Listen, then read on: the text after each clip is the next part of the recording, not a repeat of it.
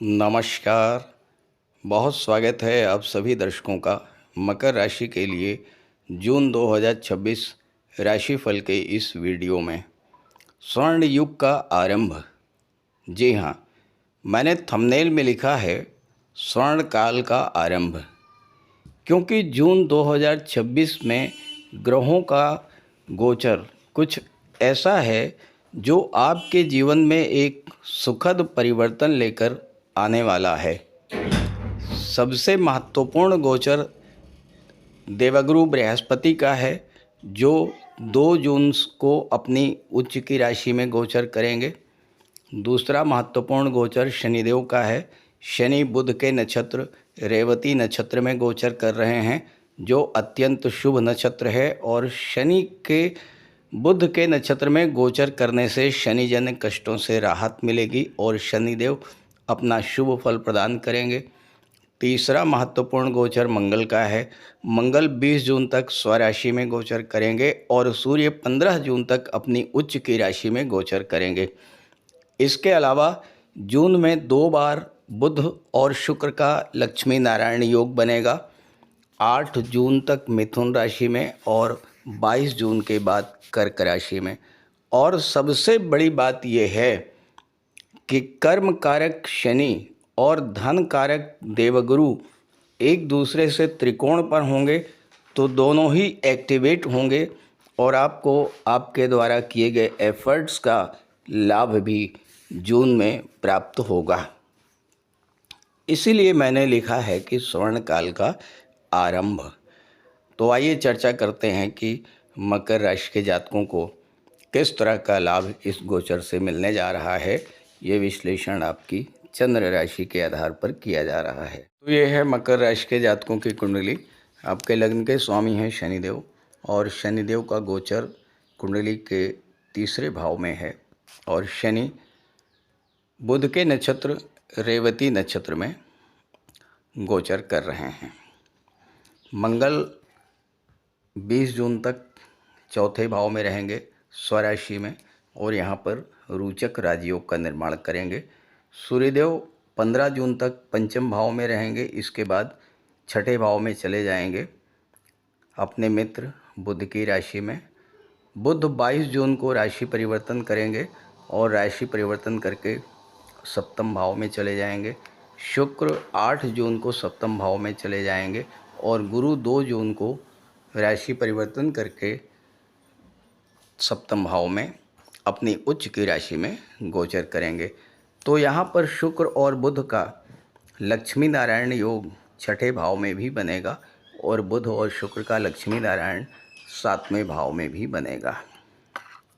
तो चलिए समझते हैं कि इसका क्या प्रभाव आपके जीवन पर पड़ेगा। देखिए, शनिदेव का गोचर आपके लिए सबसे महत्वपूर्ण है। आपके लग्न के स्वामी हैं शनिदेव और भाग्य के स्वामी हैं बुध। सबसे अच्छी बात आपके लिए ये है कि लग्नेश और भाग्येश एक दूसरे के मित्र हैं, और 22 जून को बुध जब सप्तम में आ जाएंगे तो शनि और बुध का त्रिकोण का संबंध भी बनेगा।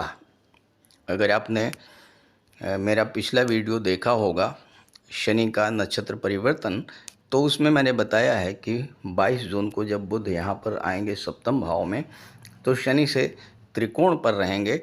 और चूंकि बुध के ही नक्षत्र में शनि गोचर कर रहे हैं, तो सप्तम भाव के भी अत्यंत शुभ फल आपको प्राप्त होंगे।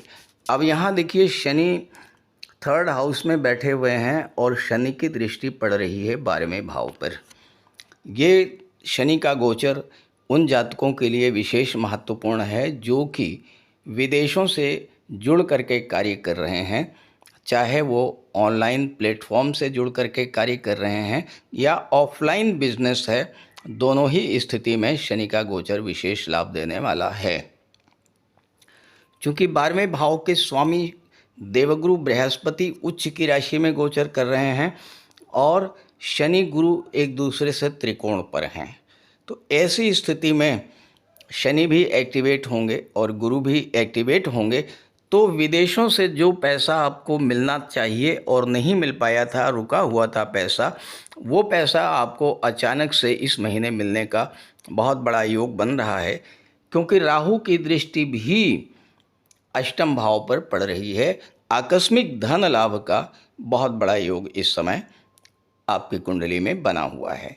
और ये जो आकस्मिक धन लाभ होगा, ये आपका या तो विदेशों से पैसा मिलेगा और या वो पैसा मिलेगा जो कि आपका धन व्यापार में, बिजनेस में फंसा हुआ था, वो पैसा आपको इस समय प्राप्त होगा। और चूंकि अष्टम भाव के स्वामी सूर्य हैं और सूर्य पंचम भाव में त्रिकोण के भाव में गोचर कर रहे हैं, तो ऐसी स्थिति में क्या होगा कि गवर्नमेंट के पास रुका हुआ भी अगर कोई पैसा आपका है तो वो पैसा भी इस समय मिलने जा रहा है। दूसरा महत्वपूर्ण गोचर है मंगल का। मंगल लाभ के स्वामी होकर के चौथे भाव में, सुख के भाव में गोचर कर रहे हैं, रोचक राजयोग बना रहे हैं। रोचक राजयोग बनने का सीधा सा अर्थ है कि आपके एनर्जी लेवल में बहुत तीव्र गति से वृद्धि होगी, आपके पराक्रम पुरुषार्थ को बढ़ाएंगे। और वो आपका पराक्रम पुरुषार्थ लगेगा कहाँ पर? चौथे भाव की चीज़ों पर। यानी इस समय प्रॉपर्टी को लेकर के आपके जो एफर्ट्स चल रहे थे उनका फल आपको मिलना शुरू हो जाएगा। क्योंकि लाभ के स्वामी हैं तो प्रॉपर्टी का लाभ, कोई प्लाट खरीदने का आपका मन था, कोई वाहन खरीदने का मन था, या कोई फ्लैट खरीदने का मन था आपका, इस तरह की जो इच्छाएं हैं वो इच्छाएं आपकी इस गोचर काल में पूरी होने जा रही हैं। पंचम भाव आपकी में सूर्य बैठे हैं और 15 जून तक सूर्य की भी दृष्टि लाभ के भाव पर पड़ेगी और मंगल तो लाभ के स्वामी ही हैं। तो ऐसी स्थिति में सूर्य और मंगल दोनों का प्रभाव रहेगा 11वें भाव पर। तो लाभ की स्थितियां आपके लिए बहुत अधिक बेहतर बनती दिखाई पड़ रही हैं। पंचम में सूर्य रहेंगे 15 जून तक। पंचम में सूर्य का होना और उसके बाद छठे भाव में चले जाना, ये छात्रों के लिए बहुत अच्छा अवसर लेकर के आ रहा है। आपकी कोई परीक्षा है, एग्ज़ाम है, इंटरव्यू है, वहाँ पर सफलता का बहुत अच्छा योग बन रहा है, क्योंकि छठा भाव जागृत है। छठा भाव नौकरी का होता है। यहाँ बुध शुक्र का लक्ष्मी नारायण योग बन रहा है और 15 जून को सूर्य भी आ जाएंगे और दृष्टि जो है वो पड़ रही है 12वें भाव पर, जहाँ पर शनि की भी दृष्टि है।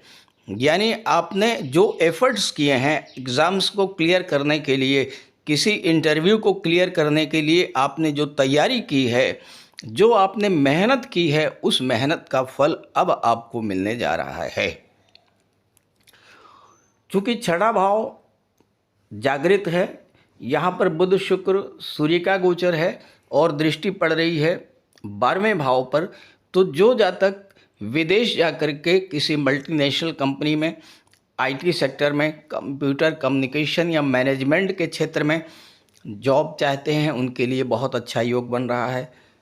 दशम के स्वामी शुक्र हैं जो कि सूर्य के साथ बैठे हुए हैं, यानी नौकरी रोजगार की दृष्टि से भी ये समय बेहद अनुकूल होने जा रहा है। हालांकि इससे बेहतर समय आएगा 8 जून के बाद। 8 जून को जब गुरु और शुक्र की युति बनेगी आपकी कुंडली के 7वें भाव में, तो यहाँ पर क्या होगा? यहाँ पर सप्तम भाव जागृत होगा और सप्तम भाव जागृत होने का सीधा सा अर्थ ये है कि मकर राशि के वो जातक जो कि विवाह के इच्छुक हैं और लंबे समय से उनके विवाह के सपने पूरे नहीं हो पा रहे थे, तो विवाह का बहुत अच्छा योग बनेगा। बुध यहाँ पर 22 जून को आएंगे। बुध के आने के बाद पार्टनरशिप में व्यापार आप करना चाहते थे तो उसके लिए भी समय बेहद अनुकूल है। पार्टनरशिप में आप कोई व्यापार व्यवसाय भी शुरू कर सकते हैं। और चूंकि बुध आपके भाग्येश होकर के सप्तम भाव में गोचर करेंगे, तो भाग्य का साथ मिलेगा सप्तम भाव की चीज़ों को लेकर के। सीधा सा अर्थ आप यूँ समझें कि 22 जून के बाद अगर आपका विवाह होता है तो विवाह के बाद आपकी भाग्योन्नति तय है। विवाह के पश्चात आपकी भाग्योन्नति तो होगी ही, आपकी आर्थिक स्थिति भी बेहद मजबूत होगी। सप्तम भाव व्यापार का है। व्यापार के कारक बुध हैं और गुरु के साथ हैं। गुरु विदेश भाव के स्वामी हैं।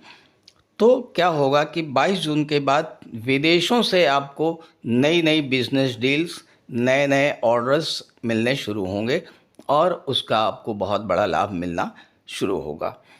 मंगल की दृष्टि 10वें पर भी है और मंगल की दृष्टि 11वें भाव पर भी है, यानी आप अपने पराक्रम पुरुषार्थ से दशम भाव की चीज़ों का लाभ प्राप्त करने जा रहे हैं। तो दशम भाव क्या है? आपका कैरियर और आपका प्रोफेशन है। तो कैरियर और प्रोफेशन को लेकर के आपने जो एफर्ट्स किए थे उनका लाभ आपको इस समय मिलने जा रहा है। धन लाभ का बहुत अच्छा योग बन रहा है। गवर्नमेंट से आपको लाभ मिल सकता है, चूँकि 10th हाउस गवर्नमेंट को शो करता है और मंगल की दृष्टि पड़ रही है, तो गवर्नमेंट से जुड़े हुए कार्यों से आपको सफलता मिलेगी, वहाँ से आपको लाभ मिलेगा। बस 2-3 चीज़ों का आपको विशेष ध्यान रखना पड़ेगा, चूँकि मंगल जो हैं ये क्रोध और उग्रता के कारक होते हैं और बैठे हैं 4th हाउस में। 4th हाउस आपका घर परिवार होता है, तो वाणी पर आपको विशेष नियंत्रण रखना होगा। क्रोध पर, उग्रता पर, जल्दबाजी पर आपको नियंत्रण रखना होगा, अन्यथा क्या होगा कि पारिवारिक जीवन में समस्याएं उत्पन्न होंगी। और मंगल की दृष्टि पड़ेगी 7वें भाव पर। तो यहाँ पर अगर आपने क्रोध पर नियंत्रण नहीं रखा तो दाम्पत्य जीवन में कटुता उत्पन्न होगी और पार्टनर के साथ भी किसी तरह का कोई विवाद इस समय हो सकता है। छात्रों के लिए राहु का गोचर विशेष अनुकूल है, क्योंकि राहु की दृष्टि 6ठे भाव पर पड़ रही है। अचानक से आपको कोई जॉब मिलने का योग तो बन ही रहा है।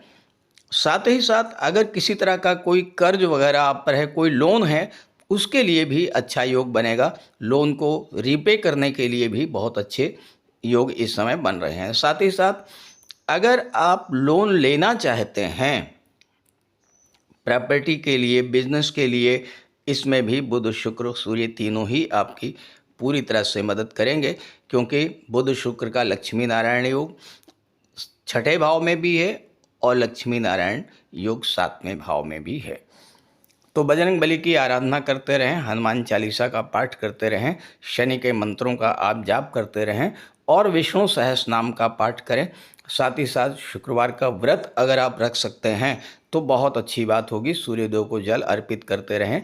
ये सब उपाय करेंगे तो आपको इस गोचर का विशेष लाभ मिलेगा।